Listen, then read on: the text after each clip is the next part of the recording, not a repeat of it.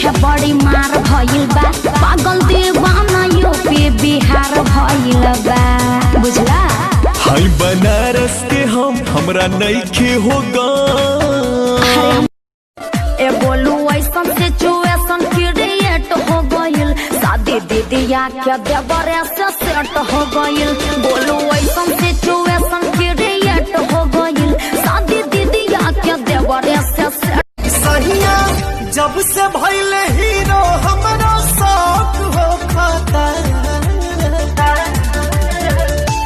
हे सखी जब से भइले हीरो हमरा शौक हो खाता, तो सब हीरोइन लोग के लइका धाका धाक हो खाता।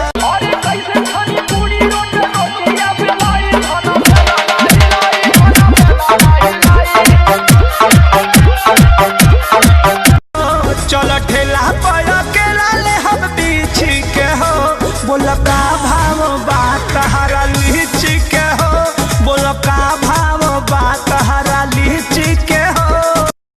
ये तो बताओ काहे मेल नहीं हुआ, बोलो। ढिबारी में रहूँगे न दे, ढिबारी में रहूँगे न दे, यही से रात खेल रही हूँ। हम बनी गाँव में आ तू बाडू टाउन में, हम बनी गाँव में आ तू बाडू टाउन में, लागत जवानी कट जाए लॉकडाउन में। इन लम्हों में दर्द है, इस मौसम में प्यास है, पहले पहले प्यार का ये कैसा एहसास है।